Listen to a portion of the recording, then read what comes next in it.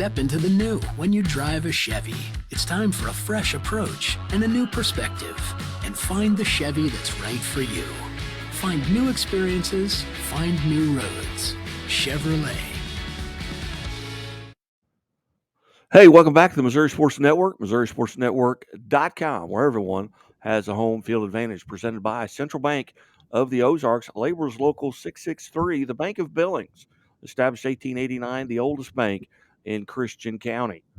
Also brought to you by Doak Propane, Shelter Insurance Agents Grant Baker in Aurora, Sean Holman in Lockwood, Country Financial, Rashad Taylor in Springfield. And as always, the Missouri State Highway Patrol and Great Southern Bank remind us to take that 3 seconds and buckle up. It's 3 seconds that could save your life. Be safe, be smart, and be here tomorrow.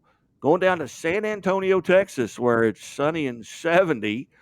Kevin Boyer, the Associate Athletics Director for NonNCAA Sports and head coach of the Shotgun sports team. But Coach Boyer, thanks so much for your time. Hey, I appreciate you having me on, Guy.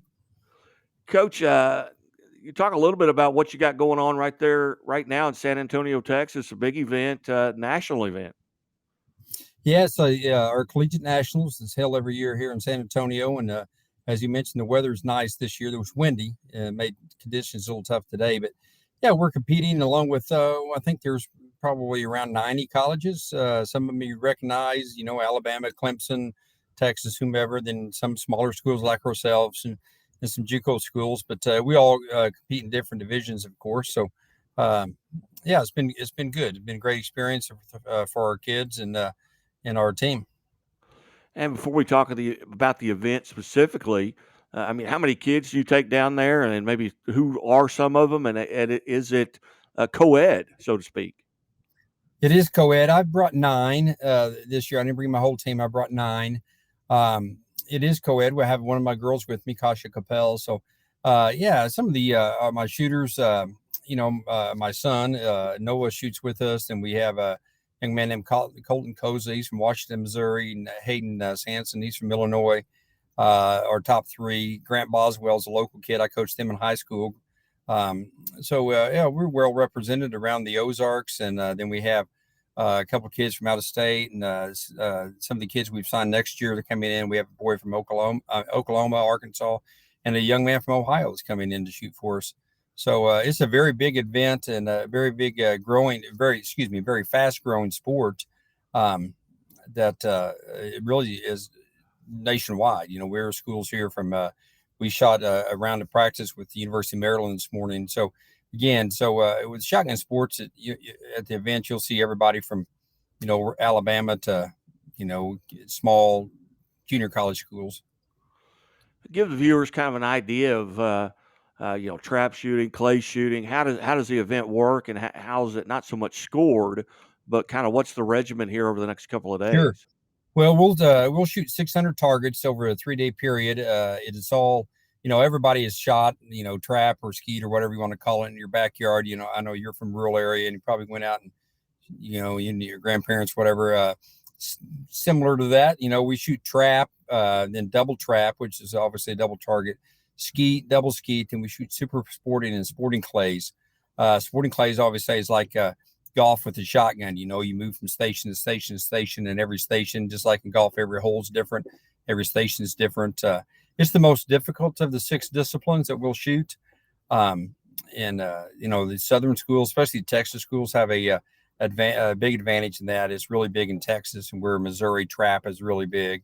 So, but you shoot all 6. What they do is they take the top 5 scores. Like I have 9 kids, so they'll take my top 5 scores out of 500 for that event, and that will be your team score. And at the end of the event, there'll be a 3,000 targets shot at or scored for your team, and the teams with the highest score obviously wins. It's divided up in divisions here, and it's divided up. Really, it's a fair way to do it. They divide it up on how many teams, how many members on your team, how many kids you bring. For example, in Division 1, which is the largest division, Lennon Woods in that, and then Schreiner University, small D3 schools in Division 1, along with Texas A&M. That's the top 3 schools right now. So You got a school at small as Lindenwood or Shriner competing with A&M.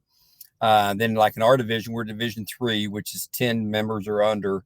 There's some schools there that you'd recognize. University of Texas, for example, is in that division, and ourselves. Some Missouri schools, Hannibal LaGrange is in it, Missouri Valley. So then there's three collegiate divisions, and then there's a junior college division, if that makes sense. So. Yeah, outstanding. And it's not, obviously, you're the Associate Athletic Director for all non-NCAA sports, and there's several of them there. Yes. And I know that's, so you're sitting in a rental car right now in San Antonio, Texas. Maybe can't speak to all of those, but some of them have been added, with regards to, you've got dance and maybe bowling, lacrosse, rugby, things of that nature. Well, our new non-NCAA sports that we're adding, starting to compete next year, and we're actually recruiting now. So if there's some people listening, coaches or parents or even athletes, we're adding ice hockey, men and women's lacrosse, men and women's rugby, and stunt, which obviously stunts like a cheerleading on steroids, with all the stuff they do. And really ice hockey, obviously you have to have a skill set to come and play. But rugby, our coaches, Coach Brian Bevel and Katie Scott, and Bevel's like the Mr. Rugby for the Missouri. They tell me that most collegiate rugby players don't start till after high school. So there's really not a skill set there that you need to come and play. If you're interested in it, then by all means contact us. Drury, you can get on Drury's website and find my contact. Same way with lacrosse. We've signed some local girls lacrosse players. Republic. Got a girl from Glendale and Nixa. Same way with rugby. That our coaches are very, very adamant that, hey, we can take these athletic girls and give them the skill set they need to be successful. And stunt. Stunt takes a skill set, kind of like hockey. You can't take a kid off the street and within a couple of years teach them how to play hockey. You got to be able to skate. So we're adding those sports right now. We're filling our rosters, and we're going to start playing all of those next fall. Start competing. Some of the seasons are in the spring. Our existing non-NCAA sports, along with shotgun sports, is bass fishing. Rick Emmett's our coach there. Very successful program. He just signed the high school national champion. We have the Texas state champion. So we obviously we have like the McDonald All-Americans of bass fishing coming to Drury. They won a national championship last year with one of the organizations. They're in the running for collegiate bass fishing school of the year. They're in top 5 now. He'll have about 35 kids on his roster next year. So it's big. Our cheerleading program is huge. She's won a national championship. Our esports is one of the fastest growing sports in the all across the United States. And we have a great esports lab and program and dance. So we have, and then men's bowling.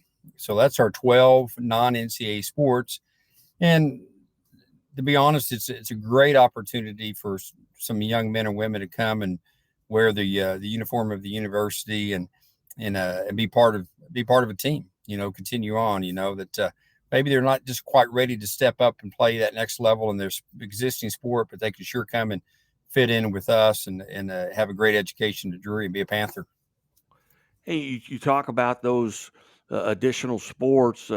What's it like to be able to find facilities and places for these teams to practice? Has the Springfield area been pretty good?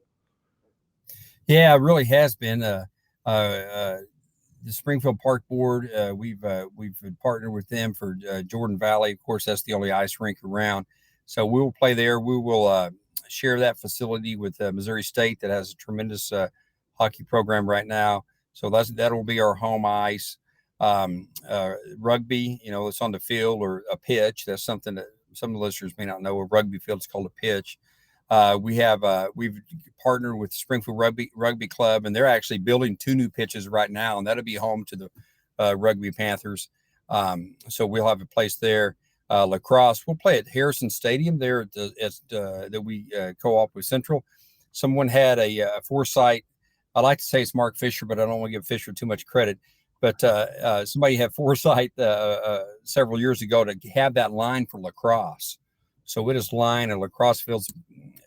Men and women lacrosse have different size fields, but it's a little bit bigger than the soccer field. And a rugby pitch is quite a bit bigger than a football field. So we'll play there and then practice. And we've been in contact and in talks with the Betty and Bobby Allison Sports Complex up on West Chestnut by the airport. So we'll use that as well. So yeah, we've the university and the Drury community has been very welcoming, and we're excited about it. If everything goes as well, we'll have over 100 new athletes on campus next year.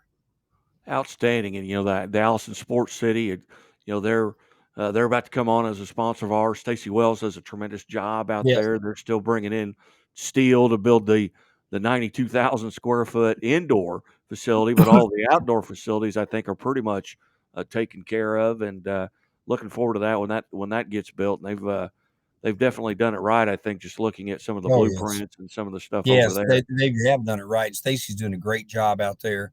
And so we're excited about partnering with them and about the and we're going to make some renovations there to some our practice facilities at Drury. We're going to add a small turf field that we can practice on. There's Sunderland Field, and it's like I say, it's going very well. The recruiting going well. The coaches have been outstanding. We brought in some quality coaches, even though they're non-NCAA. For example, our men's lacrosse coach came here from New Jersey. He'd coached a lot of lacrosse. He's moving his family here to New Jersey, from New Jersey, excuse me. And at some time talks we may move into lacrosse up to NCAA, but right now it's at the non-NCAA level. But we're treating it as a varsity sport. We have outstanding coaches, like I said, and the operating budget, and we're going to treat it just like it's an NCAA sport. Our hockey coach, Ben Kenyon. Ben came from us.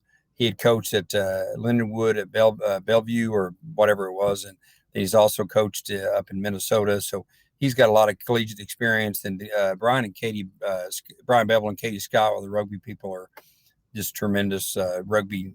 Brian's played at the highest level you can with rugby and traveled the world. So, and then our stunts, Kayla Duffy, she's from up your neck of woods. We I don't want to say we stole her, but maybe we borrowed her from SBU there.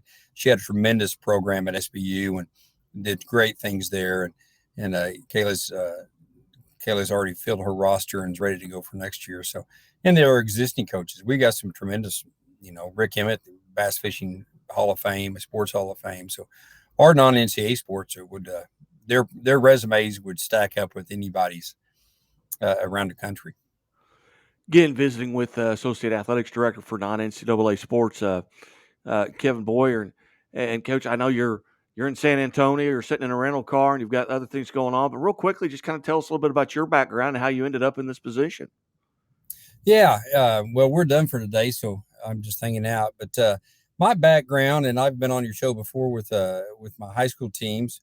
I came from Logan Rogersville. I was at Logan Rogersville for 30 years. I coached, you name it, I've coached everything there. We did a show with you. Oops, you still there, guy? Yeah, I'm here. Okay.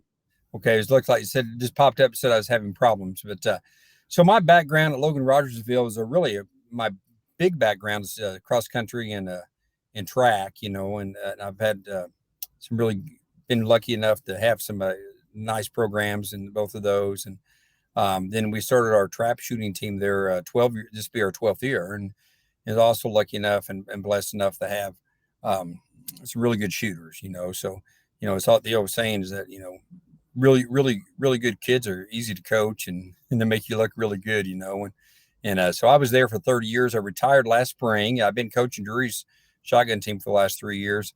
And they added these sports and they contacted me and asked me if I'd be interested in doing it. And so I was retired for about a month or so and went to work full-time at Drury. So I'm there now full-time overseeing the non-NCAA sports and still coaching our shotgun team, which I really enjoy. I really enjoy our shotgun program. So before I let you go, kind of tell us where you are right now in the shotgun championships. You guys got a shot?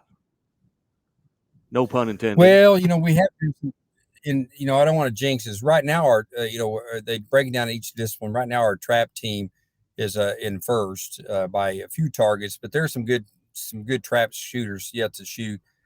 Today was the equalizer. It was literally about 35 miles an hour wind, so at times it was like shooting bats. And so I'm really happy where we are.